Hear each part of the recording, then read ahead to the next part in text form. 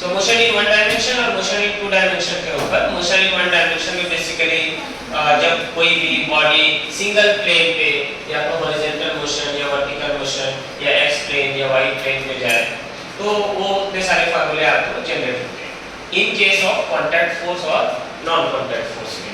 जब contact force होता है तो F इक्वल टू m में, नॉन कॉन्टैक्ट फोर्स में जब एक्सेलरेशन ड्यू टू ग्रेविटी होती है। सो F इक्वल टू m में उधर F इक्वल टू mg के ऊपर फ्री फॉल बॉडी के ऊपर time of accent time of, जैसे कि मैंने इसको ऊपर फेंका तो फेंकते समय मैंने किससे फेंका, काइनेटिक एनर्जी से। काइनेटिक एनर्जी वहां वेलोसिटी 0 हो गया, नीचे आया पोटेंशियल एनर्जी से। तो फेंकते समय हमने पुश किया उसको, एक्सटर्नल फोर्स लगाया और ये पेन नीचे कैसे आया, एक्सटर्नल फोर्स इंटरनल फोर्स से यानी ग्रेविटेशनल फोर्स के कारण। सो इन दैट सिचुएशन अगर जाते समय लगा टाइम ऑफ एसेंट तो आते समय क्या लगेगा, टाइम ऑफ डिसेंट। तो टोटल टाइम अगर जाते समय 2 सेकंड लगा तो आते समय भी 2 सेकंड, टोटल कितने हो गए 4 सेकंड। सो ये हो गया टाइम ऑफ फ्लाइट कि इतना देर तक हमारा हवा में है। So motion in one dimension में वो चीज था, लेकिन मोशन इन टू डायमेंशन में body are follow the trajectory path और ट्रैजेक्टरी पाथ फॉलो करता है तो पैराबोलिक इक्वेशन फॉलो करता है। पैराबोलिक पाथ को या ट्रैजेक्टरी पाथ को या कर्व पाथ, ऐसे सिचुएशन में when we project a body vertically upward in two dimension, x plane और वाई प्लेन टू डायमेंशन हो गई। सो जब दो प्लेन के ऊपर मोशन हो तो इन दैट सिचुएशन हम ये देखते हैं कि किसी भी जो बॉडी प्रोजेक्ट होगा वो डिपेंड करेगा किस पे, एंगल ऑफ प्रोजेक्शन के ऊपर। Angle of projection means theta. So if you want to get the maximum horizontal length, अगर आपको मैक्सिमम हॉरिजॉन्टल लेन चाहिए तो थीटा हमें लेना होता है कितना, 45 डिग्री। सो प्रोजेक्टाइल के केस में दो फार्मूले बनते हैं, एक ऑब्लिक प्रोजेक्टाइल के लिए जो कि मैक्सिमम हाइट है u square sin square theta by 2g, horizontal range u square sin 2 theta by g, time of flight 2u sin theta by g। और एक होता है हॉरिजॉन्टल प्रोजेक्टाइल, जब कोई छत से कोई सब गिर रहा हो, बारिश का पानी, ऐसे सिचुएशन में, तो ऐसे में हम लोग बोलते हैं हॉरिजॉन्टल प्रोजेक्टाइल। जैसे जहाज से कोई का फूड का पैकेट फेंका जाता है जमीन की तरफ एक हाइट के ऊपर, वहां पे लगेगा हॉरिजॉन्टल प्रोजेक्टाइल। उस सिचुएशन में आपको सिर्फ दो ही फार्मूले याद रखना है, नॉर्मली जो क्वेश्चन बनते हैं वो हॉरिजॉन्टल रेंज और टाइम ऑफ फ्लाइट। तो टाइम ऑफ फ्लाइट का फार्मूला अगर हॉरिजॉन्टल प्रोजेक्टाइल में होता है √100/g और रेंज कितना हो जाता है u/2h/g। अब हम इसके ऊपर देखते हैं प्रॉब्लम। टोटल 25 हमने डिस्कस किए formula motion in one dimension और टू डायमेंशन के ऊपर, फ्रॉम कॉन्टैक्ट फोर्स भी, नॉन कॉन्टैक्ट फोर्स में, इनर्शियल फ्रेम ऑफ रेफरेंस के केसेस में which is follow the Newton laws of motion. So इन सारे कंडीशन में 25 एमसी फार्मूला के ऊपर 25 प्रीवियस ईयर के सीईटी के 2024 से लेकर तक शिफ्ट 2 तक का हम अभी डिस्कशन करेंगे। शिफ्ट 1 शिफ्ट 2 दोनों में लिख दिया क्वेश्चन के ऊपर, अब इसके ऊपर आते हैं। सो हम डिस्कशन करते हैं सीईटी के प्रीवियस ईयर के क्वेश्चन। देखो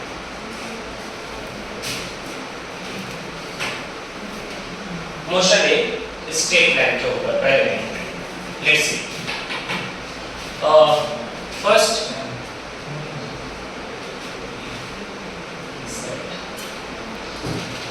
motion in straight line mean when a body or object moving in a single path, या वन प्लेन, एक प्लेन पे जब कोई पाथ चल रहा होगा या फिर एक्स प्लेन पे चल रहा होगा तो हॉरिजॉन्टल, वाई पे चल रहा होगा तो vertical, so single plane that is straight line of motion. So इसमें ऑब्जेक्टिव टाइप क्वेश्चन है सीईटी के प्रीवियस ईयर के। फर्स्ट नंबर क्वेश्चन देखो, I will give you 5 to 2 minutes to solve it if you have question number marks and solve it, because इसकी PDF I will share on your WhatsApp. मैं इस PDF को share करने वाला हूं तो आपको इतना टेंशन नहीं लेना है, सिर्फ क्वेश्चन नंबर मार्क करना, सॉल्व करना। There is a question, I will explain it. A body travels from A to B at 40 meter per second and from B to A 60 meter per second. Calculate the average speed and average velocity. Solve it. Everybody. A body, एक body यहाँ पे है A और ये एक body B कर दिया। Then A to B, there is a then B to A. So we can say the average displacement जो होगा that is 0 आना चाहिए, या दोनों का ऐड होगा या माइनस होगा। और डिस्टेंस जब निकालेंगे एवरेज डिस्टेंस या एवरेज स्पीड तो ऐड हो जाएगा। सो ऐसे सिचुएशन में इसका क्या आंसर होगा, सॉल्व करो। चलो a body travel A to B 40 meter per second and B to A that is 60 meter per second. Calculate the average speed and average velocity. First of all, calculate the total distance and total time. Calculate. Solve करो. Simply there is a एक hint दे देता हूँ. ये मेरे पास point है A और ये point है B. So A से लेकर के B तक यहाँ तक गया. फिर B से कहाँ तक आएगा? A तक. So जाते हुए T1, आते हुए T2. So total time आपको निकालना है. और इसमें निकालना दूसरा है कि उसमें क्या बोलते हैं? टोटल एवरेज स्पीड और एवरेज वेलोसिटी निकालनी है. So we can say कि पहले A to B जाएगा. तो velocity with A to B, then B to A. फिर दोनों को क्या कर देंगे हम लोग? एवरेज निकाल लेंगे. निकाल सॉल्व करो. Solve it. सॉल्व करो. 2 मिनट का समय आपके पास. क्वेश्चन नंबर 1 मार्क्स सॉल्यूशन करो. सॉल्व करो फटाफट.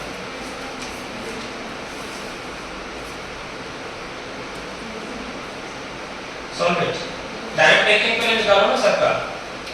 Let us consider the distance क्या होगा? x होगा कि नहीं?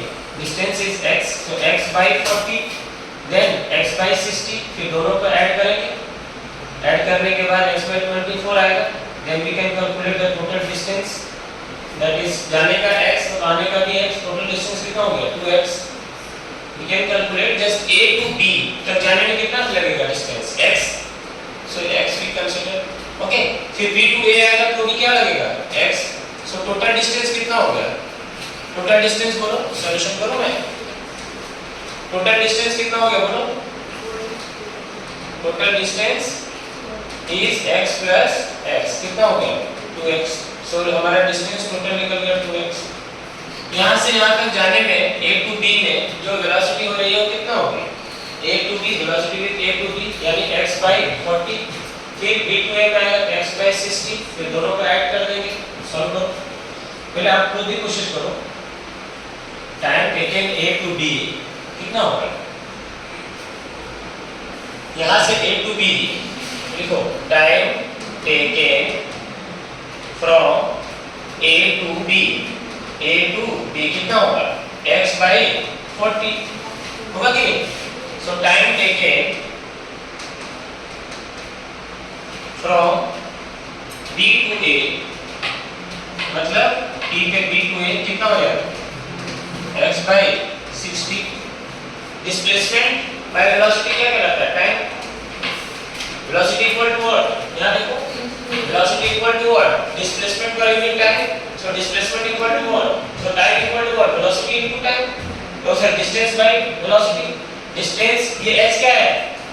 डिस्टेंस. 40 क्या है? वेलोसिटी. तो distance by velocity is what? Time.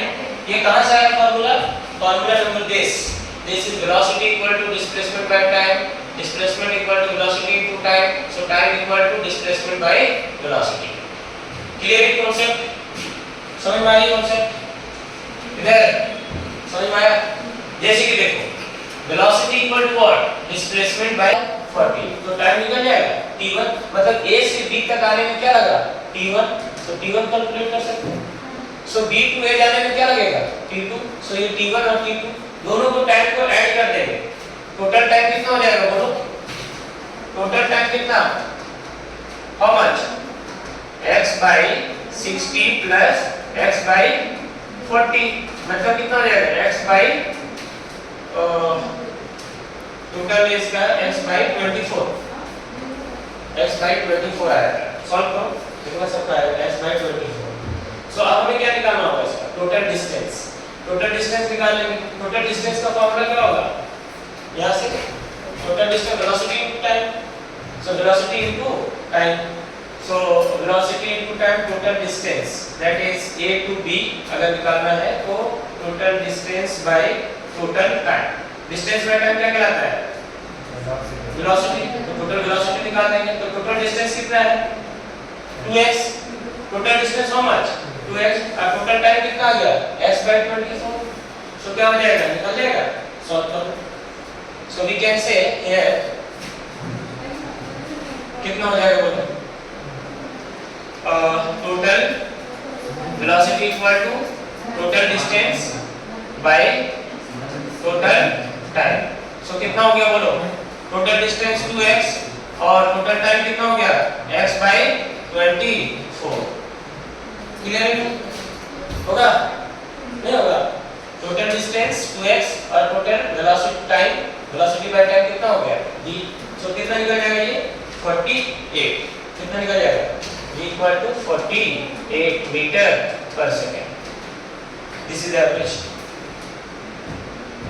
Solve कर लो और तो आंसर कौन सा होना चाहिए 48 मीटर पर सेकंड।